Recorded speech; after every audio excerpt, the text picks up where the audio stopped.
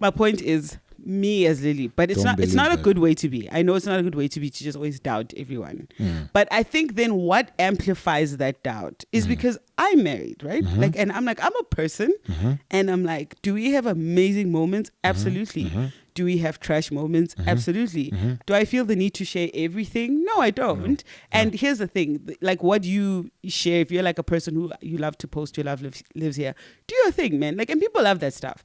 I am just always like, So I've seen it like play out, like live in action. So there's this couple that I know, and this one day I'd gone to see the wife, and she was saying how I think it was the previous day she had wanted to go for breakfast or lunch with the husband, and he was cranky for his own things, whatever. But the point is, she was like, neither of them enjoyed the date. She was just like, it was almost like, let's just eat and go home, you know? And it was like, and I was like, oh, sorry, that sucks. But I'm like, maybe both under pressure, life is busy, whatever. But it's just like she was complaining most of the time I was with her. And then I get home, and like 2 hours later, she posts pictures from the date, the disaster date. But these pictures are beautiful pictures. It's the intertwined hands. Because dog, we don't waste no piece of content, son.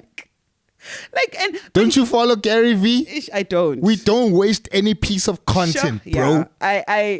I think, but here's the thing, right? You can recycle content, Lillian, because the algorithm does not always show the same people what you posted, bro. Okay. So don't waste any piece. We took pictures. The date was horrible. We're going to post these pictures. We're going to post these pictures. We're going to get these likes, these comments.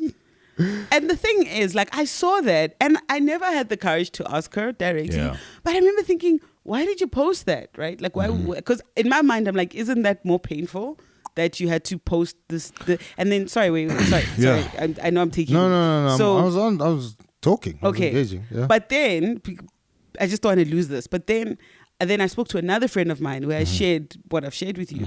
And then she gave me insight into an angle I'd never considered, where she was like, you know, sometimes when life, like your real life, is kind of sucky, you can create a version of your life on social media where you know it's not real life true, but in that moment, on that picture, it is true.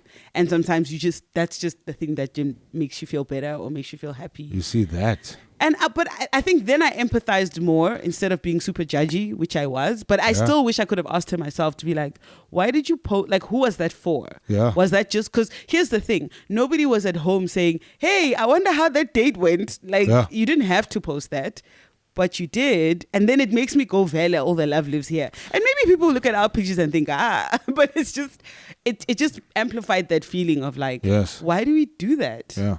And for me, that dog, I'm like, I get the whole life sucks, and maybe putting it, you know, gives you a nice moment. I'm like, bro, sure. Again, me, I'm the wintering guy. Everyone winters their own way. It's fine. Explain the wintering thing for the people who don't. So the winter is just how do we deal with sad moments in its essence? How do we deal with sad moments? All of us are gonna find different ways of how to deal with sad moments. Fine, but I'm like, bro, at that moment, right? Are you not just perpetuating the narrative that you've already created for your audience? So your audience thinks, oh, love lives here. And so now we came from the date sucks.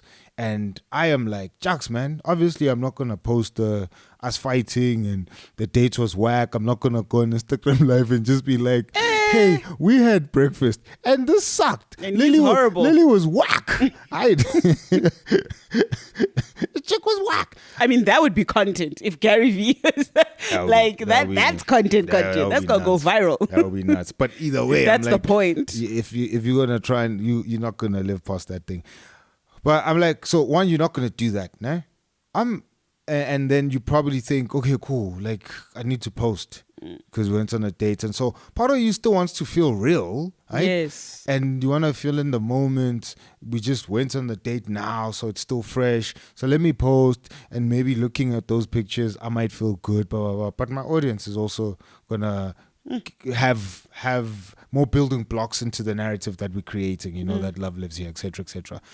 So for me, I'm like, bro, you do enough of that stuff. Surely that stuff is going to mess with your mind. That's what I think. at some point, it might not mess with your mind now, but at some point you do enough of that stuff. And then I'm like, yo, man, you've just wasted an opportunity to actually get real with your person. Because I'm like, yo, man, if people are watching this podcast, for example, this stuff drops in a Tuesday. You guys expect the stuff to come on a Tuesday, right? That's fine. But I'm like, any other day, you're not expecting me to, or both of us to get on this thing and be like, wow, love continues to live here, right? It's okay, bro. And if you don't have a podcast, I'm like, people are not expecting you to drop at any specific day, whatever the case is. Instead of trying to continue to build a narrative for an audience that might not even be waiting for your stuff, yo, go talk to your husband, bro.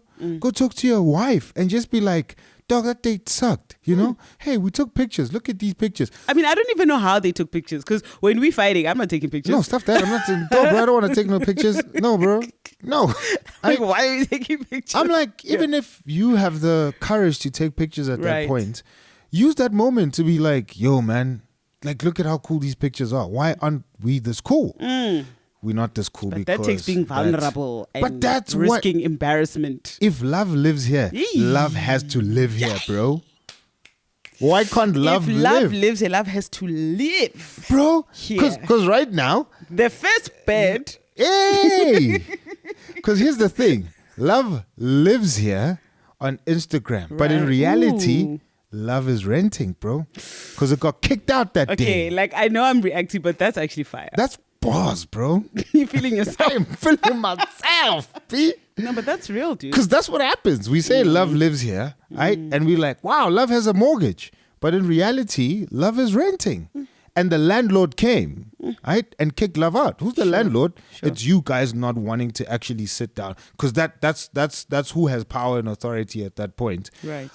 My pride, my anger, whatever the case is, and we can talk about that stuff because obviously we humans and we've had moments like that where our pride and anger prevented us from actually speaking. Yeah. But that's who the landlord is, and they come in and they're like, "Oh, love is renting. Get out," because pride has. This is my spot. Pride actually lives here. Sure. Pride and anger and all of this stuff actually lives here, right? So I'm like, no, man, let's not continue perpetuating a narrative that your audience might not even be waiting for, but deal with your person in real time. Because that's where love is gonna be a space is gonna be created for love to live, right? In those moments. Anyway, so. That's why I feel like sometimes, man, I'm like, for me, I find that stuff very corny, very cheesy, very poser-like, because I'm like, dog, we're just reacting again, you know? So, hey, my mother used to beg Azela. My wife is not going to beg Azela. So I'm going to get online and try and blah, blah, blah. Where I'm like, bro, don't, which is, I've said here before, I've said on other platforms, don't rob your real life for your online life.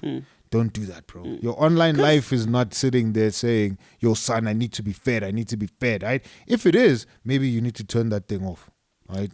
Because, I mean, if that were me, like, let's say that was our situation. Yeah. That exact thing, we go on a date, and we're not getting along. And you post my hand with I'd be outraged. First of all, why are you posting my hands? Because you know how I feel about my hands. But second of all, why are you doing the whole... two shall become one. Those are my hands. Yeah, so, but like, they are yours. Like, this is you, dog. Let's not show them.